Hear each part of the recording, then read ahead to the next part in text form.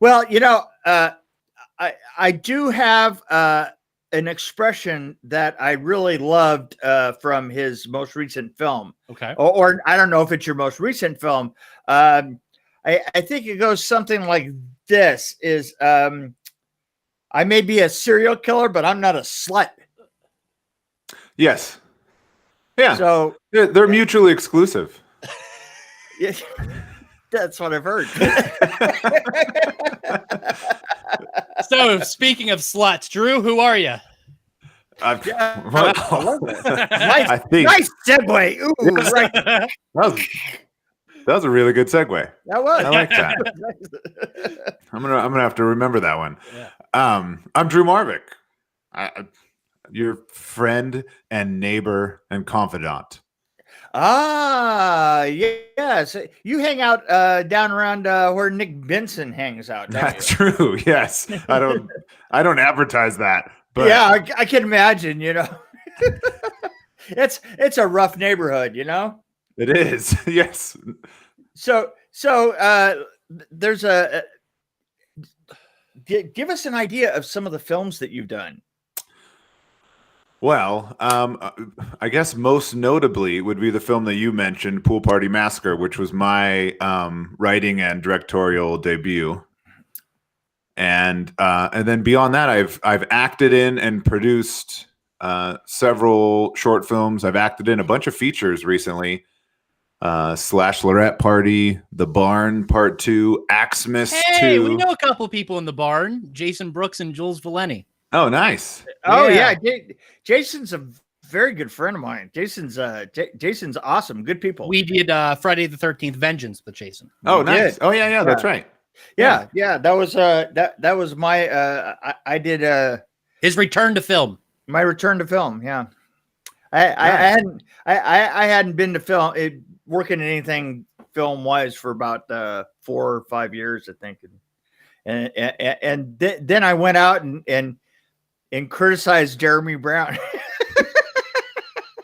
You see what you're doing there? That's all wrong. Yeah. Did that? Nah, that ain't right. None of that's right. And from that, then we did Vengeance, and Vengeance came out of that. Nice. So, Drew, Yeah. question for you. Brian Usna enlightened us about people.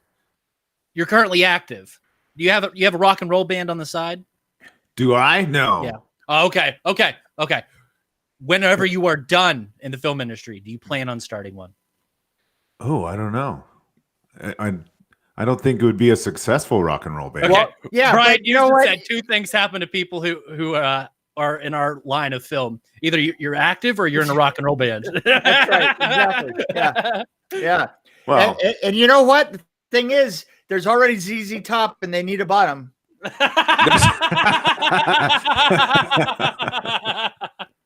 is there a waiting list, or am I? Can I just sign up? No waiting. Hey, it's always good to have a plan B. Yes. Well, yeah. Not that that's a plan, Well, but yeah.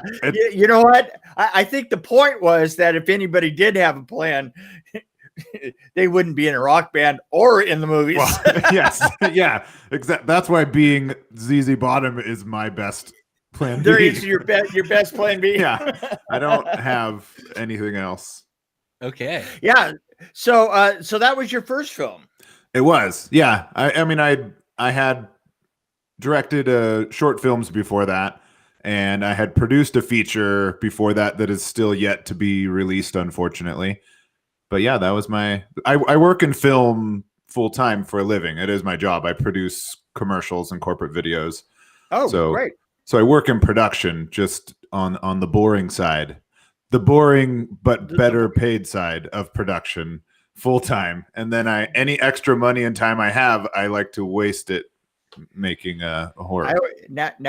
I worked with the guy who did Tremors, Ron. I cannot remember his name. And when he did Tremors, I originally sat down with him just for a couple of meetings about like how to do things, because I've always been known as kind of the guy that you go to ask how to do things, and we were discussing, how to make it known that there are things in the ground, and how to make them gopher and do stuff like that, and so he goes, "Oh God, we've got to go."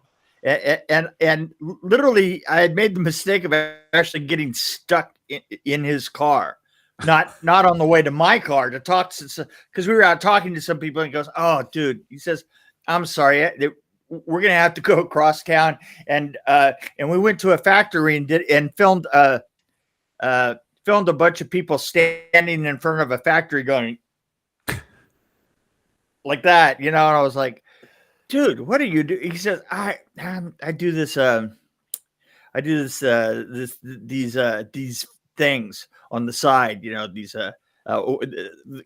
not commercial, but what you said, right? Yeah, like corporate videos. Yeah. I was like, this was in the 80s. This is way back when, and eventually he became known as the guy who did Tremors, and he did all the Tremors and then went on from there. So you know what? There is a place out of this. There is a way out of this. That's true. That had a moral. Yeah. I mean, it wasn't clear and it wasn't clean, and it probably would have worked a lot better if I could have remembered. Hey, Ron's last name. Hey, you up there? Yeah, get your finger out of your nose. Find out what Ron's last name was. Yeah, I was gonna look that up. Ron. Yeah. Ron Graboid. Is he a effects guy? No, he's the director. Oh, he was the director of it. But while he was Ron Underwood. Ron Underwood, yeah. Ron Underwood. Ron Underwood is actually a pretty famous. Not to be confused with Overwood. Right, yeah. Underwood. So, boy, I'm sorry. I kind of let us right down. A rabbit hole. A rabbit hole. Go figure. Shit. Shit! I did it again. God damn it! So what are your hopes and dreams for the future? Survival. Survival first. Number one. I'm not really good at making plans for myself. I'm really good at making plans for other people. They pay me. Oh my God! But is that not the nature? Look, I've been in the business since like 1982, and the thing is you become really, really good at making plans for other people, but those plans, there's the give and take of making those plans work usually destroy your own life. Yeah. And they have for many, many, many, many, many, many, many, many years. So since we don't have plans for the future, can we look back in the past? What are some films that inspired you growing up that made you want to go into horror? I grew up watching 80s horror. 80s slashers specifically, but I guess all 80s horror. My mom was famous in my neighborhood as the woman that would rent lots of movies and dub them onto VHS tapes. And so we had a giant wall of, I guess what you would call now like bootlegged or pirated movies, but nobody thought there was anything wrong with that, the way that she was doing it, because it was just for me and my friends to watch, so that my mom and her friends could go play tennis. So we had just a wall full of movies, and there was no censorship. There was nobody there to police what we watched. And my mom actually didn't really care. She's a great mom, but she didn't worry if I was watching Tremors or if I was watching Friday the 13th. Like those movies didn't really bother her.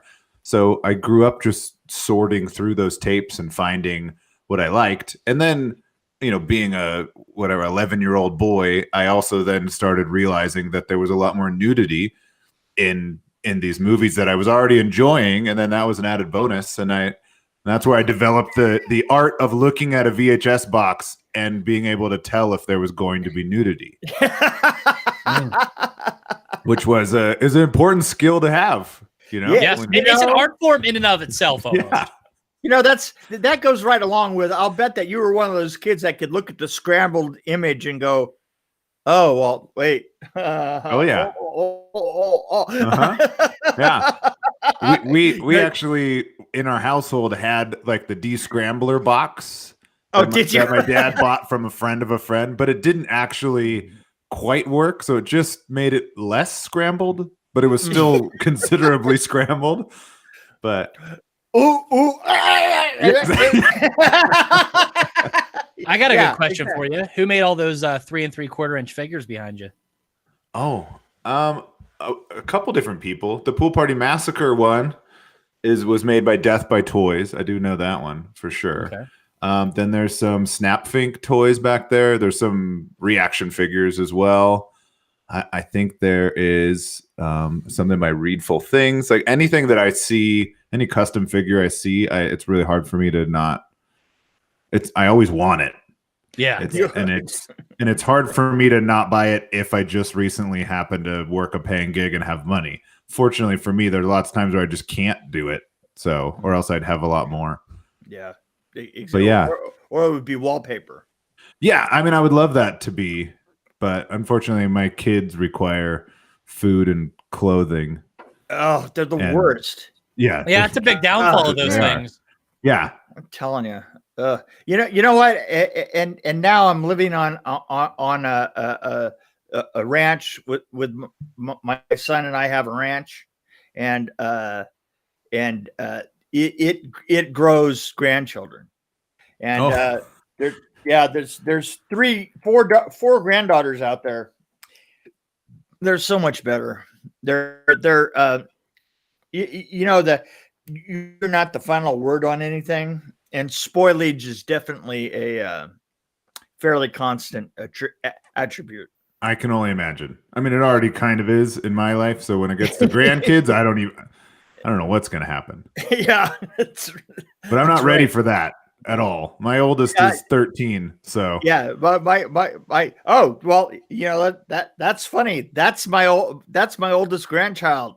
Oh really? Is that age exactly? Yeah, and she calls my house it's the House of Freedom. So my wife and I have the House of Freedom. So are you sold on the beard? I feel like I've had it. I think I've had this particular beard for probably at least 10 years now. Oh yeah. So it's become like a part of my identity, but I don't care for it anymore. And if it wasn't for projects that I'm attached to, I would have shaved it. If a role came along, is there a chance that you could lose the beard for that role? There is. It would just would depend. Like I have to have it for a couple projects that I'm attached to already that haven't started filming. I was going to say there's some posters that feature his beard. Yeah, but other than those projects, well, hey, they come back. I'm just saying, you know. Yeah, it takes some time to get to that length. Yeah, this one takes a little while. yeah. No, I can see that. Yeah. But yeah, I'm not. In fact, one of the projects is Pool Party Massacre 2. I wrote a version of the script where I wrote shaving the beard off into the script, just because at that time I was ready to shave it. So I was like, so cool. you might as well get some footage of it, right? Yeah. So I was like, cool. Exactly. Yeah, there you go. That'll be a good turning point. So the reason I ask is I have a film that you'll be reading here pretty soon, and I have a particular part that I think that you would like. But yeah. I mean, the part called "Man with No Beard." it is. It's it's when you get it says Bert, and then it says Bert is a man without a beard. Yes, and then it goes on from there. It's just in the description. Yeah, but in my head, just I'm being the director and all. I'm like, it's all in your head. You know what? Here's the problem. He's a ghost. You're a ghost in this, and if you're a ghost, I'm having trouble with the idea of a ghost with the beard. Interesting. I don't know why. Well, why is that? Why is it that I think that a ghost can't have a beard? I don't know. That's a really good question. I think one of the ghosts at the end of the Haunted Mansion ride has a beard. He does, but he's considered to be kind of the silly one, right? You're right. He could be the silliest of the three. The silliest, and he's the silliest of the, he's in the group of three, right? Yeah. Obi-Wan has a beard. Silly one. Oh, that doesn't even count. God damn it! Yeah, he's not human. Yeah, but come on, that's you're talking the Force there, and oh, that's a different set of rules. Okay, I'm sorry. Yeah. Yeah. Ooh, sorry. Yeah. Well, it is a completely different set of rules. It's Star Wars. It's Star Wars isn't that's not reality. Cutting a guy in half with a meat cleaver, now that's reality. Yeah. Right. Especially on at Freedom Ranch. Right. Where Mick lives. That's right. Yeah. So I got a question for you, Mick. Sure. You remember working on Witchboard yet? Do I remember? Yes. Last time I talked to you. It's the drywall. That's right. Yeah, the drywall. Drywall. God damn it. You ever watch that movie, Drew? I have seen the original. Aren't there multiples? Oh. Witchboard? That's Witchmaster. Oh. No, Witchboard has a really cool sequence where a bunch of drywall falls in a dude, and he's responsible for it. And he had no recollection of it. And I messed with him one day. And it's funny, and he's talking about it one day, and he goes, and I went, "Oh God, yeah, I did that, right? Oh shit." It's like, it was a really cool special effect. I've never seen something fall on someone like that. And it's just, really, yeah. Well, there's something about making it look good. Yes. And you use a better color blood, Drew, on your on your next one. I will. Well, I use lots of colors of blood in Pool Party Massacre. It was like it changed with it's like almost every person bled a different color of blood. Yes, it's true. It's true. I mean, most of them. He could just pass that off as Giallo influence. He could do that all day. Right, Giallo. Yeah. Oh yeah. Watch Deep Red once. In reality, it just depended on whether or not my special effects artist was there on set that day, because or if it was ketchup or Tabasco sauce. Yes, or chocolate syrup. Yeah, various things, combinations of whatever. The days it looked good, that meant she was there, and the days that it didn't, it meant that she had a paying gig, and me and my then 9-year-old son were mixing blood in the kitchen, and exactly, and that's what we got. I think Bill Watterson was watching not too long ago. Mick, Bill Watterson. Dave Made a Maze. Oh yeah? Oh wow. Oh yeah. Dave Made a Maze is one of my favorite films ever, and I really hit it off with the director of it. And the production the art director, sorry. The art director, yeah. Jeff White. Yes. Yeah, we had a great time with them. And Bill was a fan of mine, and we were fanboying out on each other. It's pretty funny. It was rad. Yeah, and he was talking about it's great because he was talking about that. Have you seen that? I have. Dave Made a Maze. Yeah. I love that film. Okay, but I went immediately to the room with the little the little origami. Oh yeah. Right.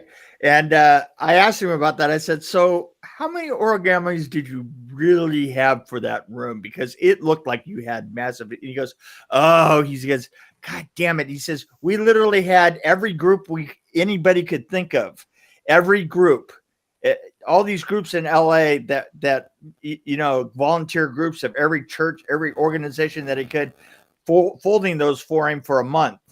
He says, "Wow!" And we thought that we really, really, really had it done right.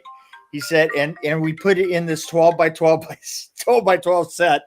He says, and it literally took up like a corner that looked like the size of a plastic bag. So he said they then took them out. They kept folding drastically, and they they did this. They put up a platform with little pads in it, right? And then put them back on. And he says, literally everybody in that room, as they're standing there in a cone going like this, there's no paper behind them. Oh, wow. Just they just, so you virtually see every one that they made for every shot. That's movie magic. I'm telling you, Right? yeah, right. You know, I did a shot in Mortal Kombat, and in Mortal Kombat, long story short, I wound up doing Scorpion's Lair.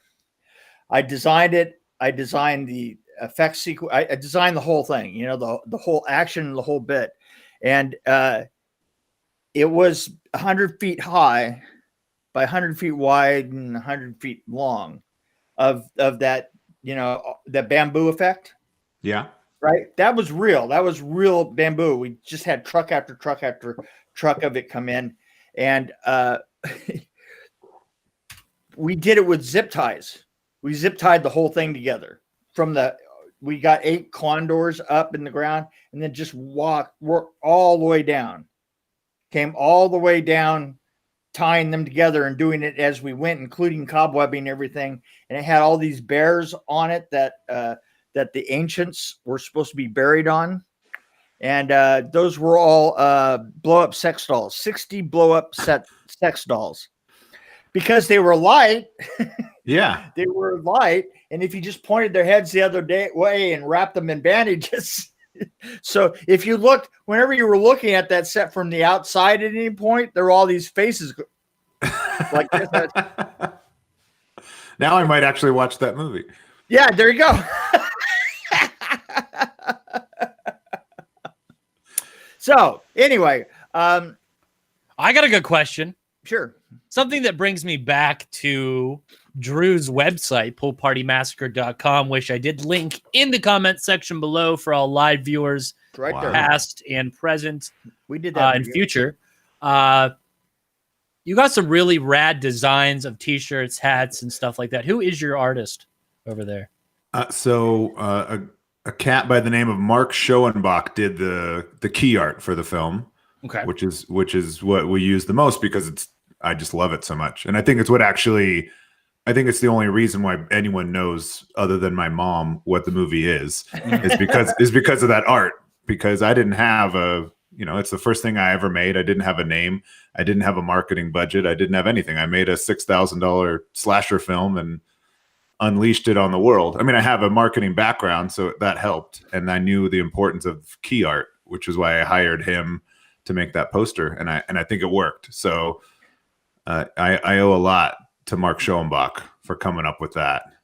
Great. That art. And then I think there's another, like an alt version shirt with a bloody skull. It looks very kind of like Splitting Headache. Yeah, the Splitting Headache shirt. So that's a company called Pizza Party Printing. If you find them on Instagram or whatever, they have rad horror shirts, and they're all very like ooey and gooey and splattery like that. And so I bought a bunch of their.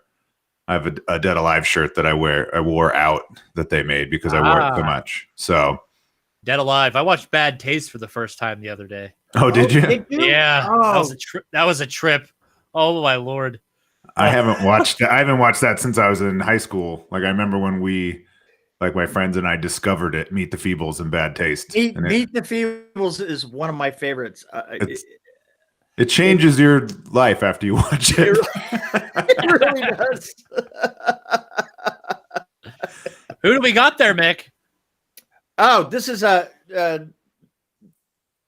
Wolf. Wolf. Wolf is my new assistant. I have a new assistant coming in about 2 weeks, Mick. Oh, cool. Yes. Yeah, but that's because you're married and having a baby. Well, not having a baby. I'm having a puppy. Oh, you're having a puppy. I've had enough of those babies. I had enough of that kind of shit. Yeah, don't have another baby. No. I don't recommend it. I can't have any of this stuff then, you know? Yeah. Like there you go. If I turned this camera, all you would see is this tiny little corner and just children's toys. right. And right. children. Actually, my whole house is empty. I'm in the process of moving, so this is the only corner of my office that had anything left because I hadn't bothered to like take the thumbtack out of those figures. So the rest of the room is just completely, Chaos. yeah. It's In your empty. awesome little mini empty. house collection. That's Yeah, because I don't know how to pack those. If you just look at them, they break. The weapons have broken off every single one of the characters, and the tree branches break when you open the door too fast. So I don't know what the new owners might just have to keep them. Yeah, right. Well, yeah, they walk into the house and they're collectors. Yeah, well, I mean that was also one of the reasons why I almost couldn't sell the house because I didn't want to take my office apart first. And then my realtor opened the door, and I have almost everything I've ever made. I've had a severed head made for it. It just, it just seems to be it's pretty common in horror, anyways. But Yeah. And so I had a collection of severed heads, like screen used severed heads, on a shelf. Great. And at Hobby Lobby, they sell this basketball holder, like you're supposed to display an autographed basketball. Oh, like a big glass cube, and a severed head fits perfectly inside of it. So I had a shelf with like 5 severed heads in these display cases, and she just looked at that and looked at me and said, "We're not putting your house on the market until you take everything out of this room. You got to take all this out of the room." Yeah. So, and it worked, I guess, because our house sold. So she was right. So I've gotten to the point that I like to ask this is tell me the best story that you can remember from the making of your pool party. The making, okay. Probably the most interesting thing that happened, because a lot of interesting things happened. But for a pool party movie that we shot in the winter and had a snow day during, so there were a lot of weird things. But it was a 6-month shoot. Like we didn't have a budget to actually block out 20 days and shoot consecutively. So we just worked around people's schedule, shot weekends for 6 months. And towards the end, I had jumped on as a producer for a Belgian TV show I live in Vegas, and they were coming to Vegas to shoot. Right. A Belgian TV show called 50 Ways to Kill Your Mom. And I thought, this sounds fantastic. I'll put the movie on hold and work. And it was a paying job for a week. Yeah. So I put the movie on hold and worked on what I thought would be a much bloodier TV show than it actually was. But it was basically a Belgian celebrity taking his mom and making her do all these crazy things. And that's the premise of the show. And so they flew into town with his mom, and I had to help coordinate and orchestrate these. They put her on the back of a Harley with a motorcycle club and had her ride across the desert for 2 hours on the back of a Harley. And they made her skydive. They pushed her out of a plane, and this really nice old lady that didn't speak a word of English, and they were just torturing her. She had to drink a shot of tequila with a scorpion in it. I mean, just everything, the most American things they could think of, I guess.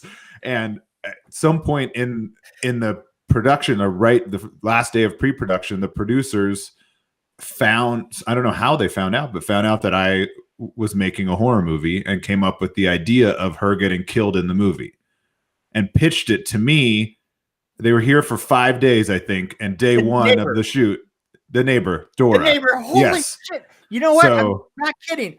When I saw the neighbor, I thought, that's just really a strange piece to this film. Right? I had that feeling. It was like, God, there's got to be a story behind this. Okay. And there is, and that's the story. So I thought about it while we were eating lunch on set that same day and thought, okay, you know what? How much time do I have? And they said, well, 2 days. I'm like, okay, I guess I can write a scene real quick, call my crew in. And it needed to look like we were filming that day as well for their show. So I had to actually have a crew there. It couldn't just be, her. Right.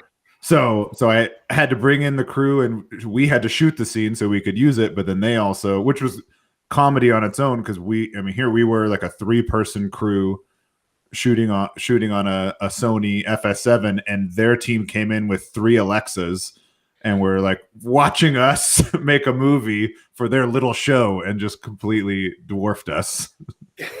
but it ended up being a memorable and entertaining experience for sure. It was, and you know, it's funny because having been a filmmaker for as long as I have been, I was like, wait, this is completely different. Everything. Yes. We're not in the same place. We're not in the same anything, and we're not using the same people or any of the rest. I was going, Yeah, and yet a completely different blood, because my FX artist wasn't available that day, so I had another effects artist friend of mine, Tom Devlin. One of his like apprentice came and mixed some blood on set and kept having trouble with the sprayer. Tom Devlin. Yeah. Is he an old guy?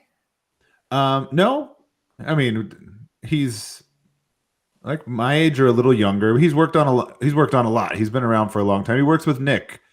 Yeah. Too, yeah. with Nick a lot. Yeah, that's right. Okay, I was going to say he's been working in the business for a long time, but and normally he looks like he's really old because he's covered in like airbrush paint and blood.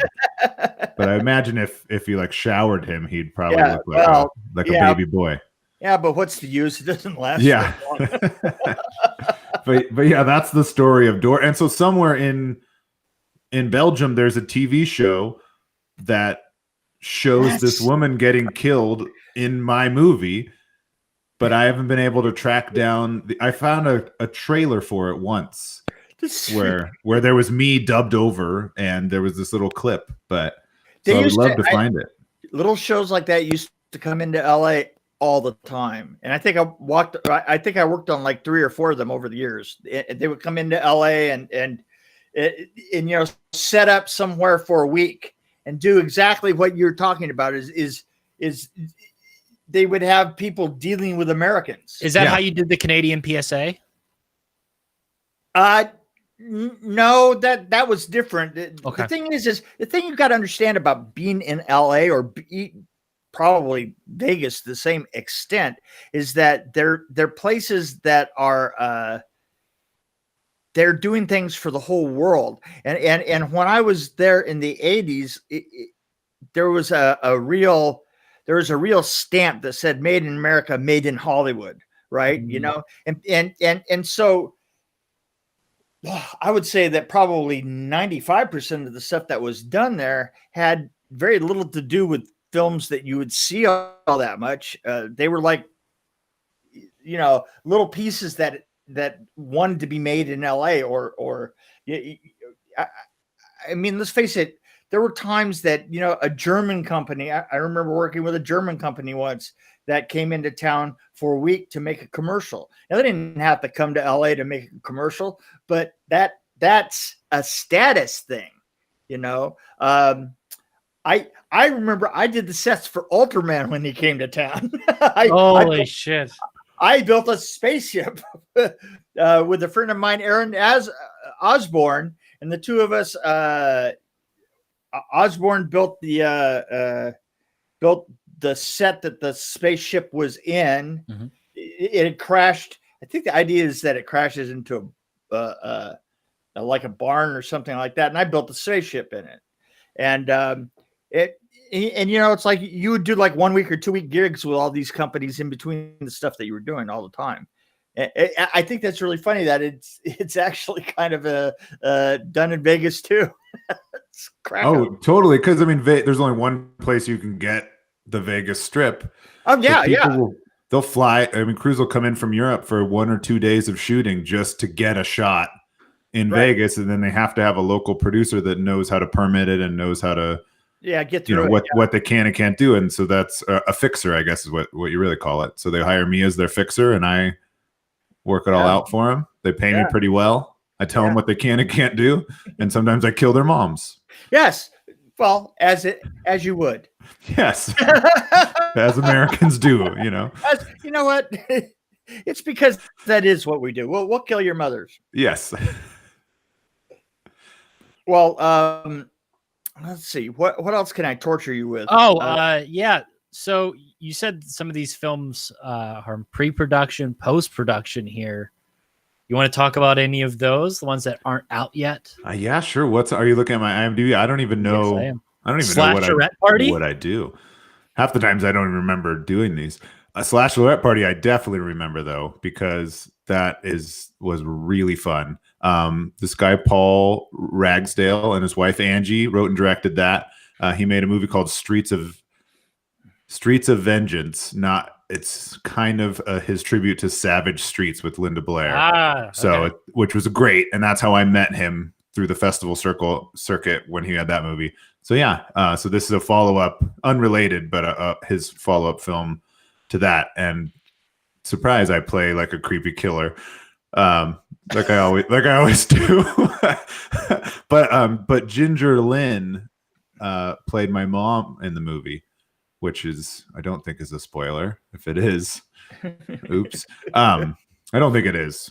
But yeah, which was awesome because I got to work with Ginger Lynn and everyone else on the crew was really cool.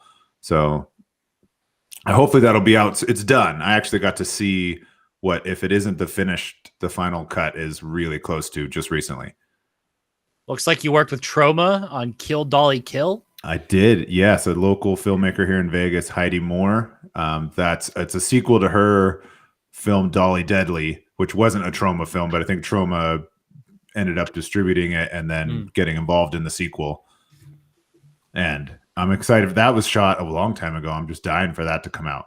That looks really fun. Like, I mean, she almost like out Troma, which I'm really excited. She's super talented and put together a really cool, crazy, a wacky, gory film.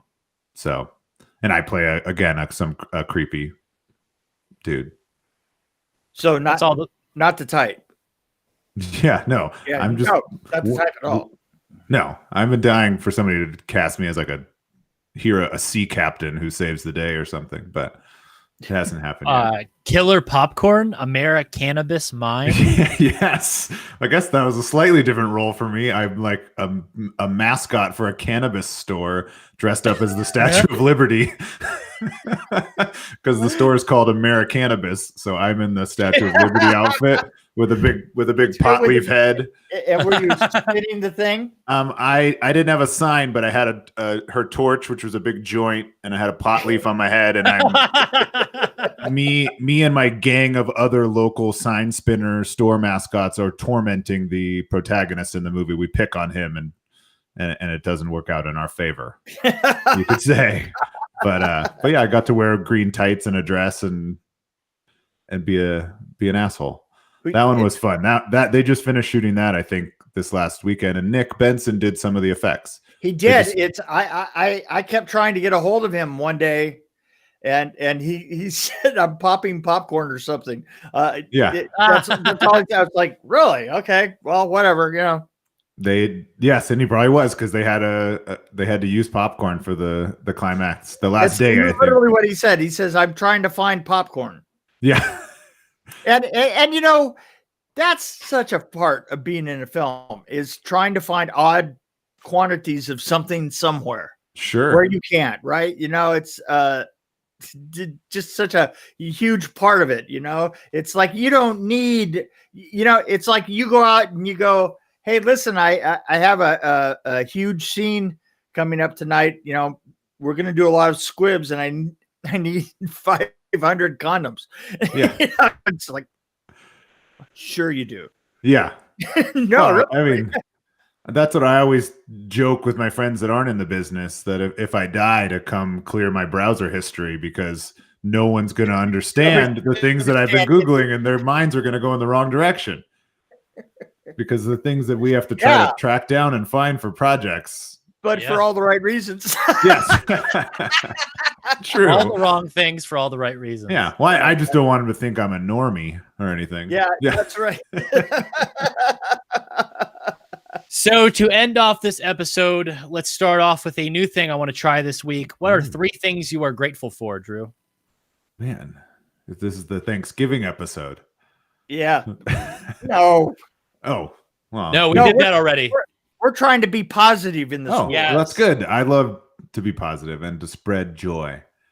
I was giving away a bunch of my movies when the pandemic started through Instagram to help kind of spread. I didn't realize it was that we were going to be locked down for so long, so I was giving away movies at first every day, and then once a week, and then I was going through my collection and finding movies I bought doubles of or had anything I had a sealed copy of, I would give away. And then after I'd given away 20 some odd brand new Blu-rays, I realized like maybe I can't keep this up for the rest of the lockdown. It's going to happen for a long time. Yeah. Right. But it was fun. Eventually I might be eating these. Yeah. But 3 things I'm thankful for. Avoiding the obvious, like being healthy and alive. I am thankful to have found a job that I actually love doing, even though I'm not sure I am paying my bills. I'm pretty close to it, and I'm just happy that I don't hate going to work. There you go. That I'm super thankful for, because I see my wife hate going to work every day, and so many of my friends, and I used to, and now I don't. And I think that's, for a quality of life, that's such a big thing. Big plus. Yeah. So I'm super thankful for that. And I'm thankful for my family, of course. And not just because I'm a dad and a husband, but because my kids are awesome and they let me put them in all my projects. My son has been in so many horror projects. He just got killed with me in a feature a couple weeks ago. I just got a call today for him to play a ghost in another feature that I'm in, called The Macabre. So, and then my daughter is always doing, they just love, they're entertained by all of the same things that I'm entertained by, or at least versions of them. So I'm thankful for that. They haven't gotten to a stage where they're rebelling by intentionally doing the opposite of what I like, which might happen. But in the meantime, what is the opposite? Well, I don't know. Say, is that in church, operating the church organ? It could be. You don't know. Yeah. But then again, if that's a way I can film in the church, then maybe I'll take it. You come home and all your Blu-rays are on fire. You just fuel the machine, Dad. Yes. You just fuel the machine. Yeah. I don't know. Yeah. It'd be something like that. Or maybe my son will like start some pirate movie empire. Yeah. Where he's illegally downloading everything. But only your films. Yes. Nobody wants those. Yeah. But no, that's what's great. Like I get to actually share all of this with my kids in some form. I mean, obviously they're not on set when there's a naked girl being beheaded in Pool Party Massacre, but they were probably there the day before. I have some great photos of them on set that I like to post on like Take Your Kid to Work Day. I love to post those and be like, oh, just take your kid to work day again. And there's like my daughter staring at the monitor and there's blood spraying it in the background. And yeah, I love all of those. And then I don't know, a third thing I'm grateful for. Man, I don't know. I'm grateful to be on this podcast. Oh, and to meet you guys. It was nice to meet you too. And thank you for coming on. You know, this could be the last thing I do. You don't know. Yeah, it could be worse.